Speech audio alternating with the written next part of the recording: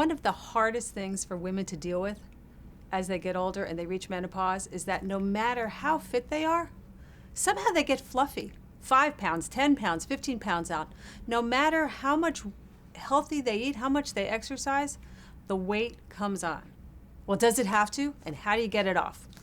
I'm Sarah Hiner, president of Bottom Line Publications, and this is our Conversation with the Experts, where we get the answers to your tough and sometimes very personal questions from our leading experts. Today, I'm talking to Dr. Holly Lucille, a leading naturopathic physician and expert in integrative medicine. Dr. Lucille was listed in Time Magazine's Alt list as one of the top 100 most influential people and is the author of Creating and Maintaining Balance, A Woman's Guide to Safe Natural Hormone Health. You can learn more about her at drhollylucille.com. So welcome, Holly. It's so great to see you. You too, Sarah. Thank you. All right, so why do we all get, as I call it, fluffy when we hit 50? Yeah. Oh, the good old menopausal middle. It's so difficult. I'm talking about myself. I'm a CrossFit coach. I'm a CrossFit athlete. I'm through menopause, and I have to fight it. In fact, I was hiking with a very esteemed Dr. Tori Hudson, and she looked at me and she said, even you, one of the most fit people that I've ever seen, struggles with this menopausal middle. And it's really quite fascinating. And I want people to know that, sure, there are things that we can do about it. We're going to have to work hard to target that area. But it's a natural process, because if you look back in time and watch people age gracefully, okay, and we had a lot less going against us back then when we were aging, we have to have hormonal production after menopause, because menopause, the ending, is just the end of natural fertility. But hormones, they keep going. We have estrogen receptors. Where does it come from? Well, a couple places: our adrenal glands and our fat cells. So in order to actually keep us sort of bathed in hormone levels that are appropriate for that age, we tend to just naturally, biologically pull up a little bit of fat cells, and they kind of go right around our middle. That is a natural process, believe it or not. All right, so what's going on is that our body is finding a new place to produce hormones out of, and one of the places is fat cells. And so that it's just pulling those fat cells up and taking the hormones out of it. I call it my estrogen reserve. So, in fact, this really is a hormonal process and not necessarily a slowing down of the metabolism that's going on. Well, concomitantly, unfortunately, that's happening as well. We know, and you see, if you ever go back to high school reunions and people haven't minded their metabolism and just continue to eat throughout their years as they always have, it makes a difference. And so certainly, the metabolism is slowing down, and we have to be able to respect that as well. And that's one of the keys. There's been studies that show that after the age of 35, unless you increase, this is a quotient called Vmax, you're not able to increase somebody's metabolism. But there's quick and easy ways that people can actually do it. Let's focus on what that fluff is at the moment, because actually I want to pick up on something that you said before, that this is actually a healthy part of aging, so that all of us baby boomers in particular right now really need to change our mindsets, because we were brought up in the Twiggy age, right? And we weren't beautiful if we're not looking like this. So is it something that it really, in fact, is healthier for us to be a little fluffier, and that the days of bikinis may really be gone, and that's okay?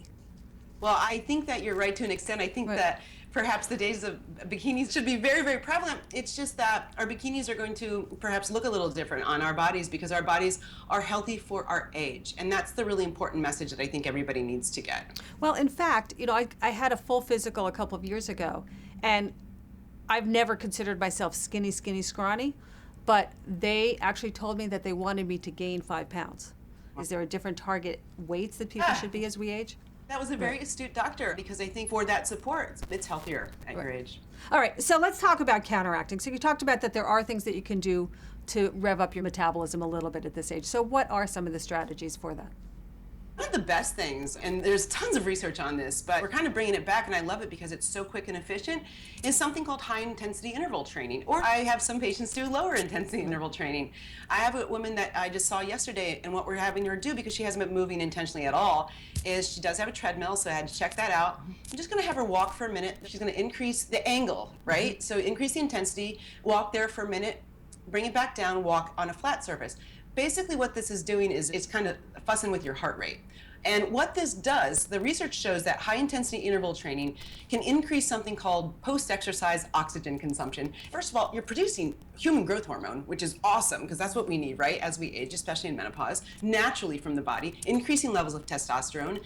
And you're also burning more calories after you work out. So you could have a vigorous 10-minute burst of a high intensity interval training where there's rest and your heart rate goes up, and then 10 minutes later you're burning calories throughout the rest of the day. So there are things like that, and people that are educated in that you can get some help and get a couple different exercises or workouts into your daily or weekly, I should say, routine to really minimize this menopausal middle and take care of yourself. Yeah, it's really great. It's so true. And the interval training, as you said, it doesn't take a lot of time. It's not like it's an hour. You really, in fact, we've done stories about it where you cram a whole lot of exercise into 15 minutes, potentially. I love it too because if I'm traveling, I'm in a hotel room, I can do things on my own. Like I can do air squats for a minute, rest for 20 seconds. I can do sit-ups for a minute, rest for another minute. You know, there's all sorts of things that you can do just using your own body weight as well. So it's really brilliant and doesn't have to be that difficult. You don't need a gym, you don't need anything like that. You just need to know what you're doing. Absolutely. All right, so is there a point where they need to check with their doctor and fluff becomes fat? Absolutely. So sometimes, especially around menopause, right, there's a lot going on and, you know, people are having a hard time with the transitions in general. They might turn to comfort eating. And so this might just kind of lead into actually a health hazard. And so being able to get help in that aspect is very, very important because, of course, being overweight or having a high body mass index, you're going to lead to things like obesity, certain cancers, and then certainly diabetes and heart disease. Is there anything that they should be doing in terms of changing their food that they're actually eating? I cut down significantly on the carbohydrates I was eating, and that helped me a lot to stay leaner. That's a great intervention for anybody at any stage if they have a weight loss desire. But I think when we talk about menopause and growing older, we do have to mind our metabolism. We have to mind our calories. And I think we got away from the calorie for a bit because it was like a food plan or you're eating right for your type, which I love. But sometimes we're eating stellar and just way too much. And so that menopausal middle that's normal actually becomes too much. And so I always ask people just to get an idea of how many calories they're eating throughout the day. And when I ask people to do that, they are absolutely astounded. Because we have this sort of portion distortion thing that happens here in the United States. We go to a restaurant, we get this big plate of things, we go home, we sort of, you know, reproduce that. It's too much, we're eating too much. And most of the anti-aging literature that's the best out there is on calorie restriction. So there's something going on with that. So I think we do have to taper down our calories for sure. So, and how about strength training? That's really important part of this as well, isn't it? Oh, my dear, yeah. And once again, easy. You can use your own body weight for strength training. So, but yes, from a bone health perspective, for sure, from a muscle integrity perspective, if you don't use it, you lose it. Both your spine and your muscles, if there's not resistance pushing against it, it can't build back up stronger. And that's the key to really living longer optimally, for sure. All right, great. Well, thank you, Dr. Holly Lucille. The bottom line on those 5 pounds that you're gaining, or 5 or 7 or whatever, thanks to menopause, truth is, in some ways, we need to rethink about what our perspective is on life. This really is a life change and really is something that our body is going through. It's not about being twiggy anymore. It's about being healthy and as healthy as you can be. That said, a couple of things that you can do. You can rev up your metabolism with interval training and with strength training.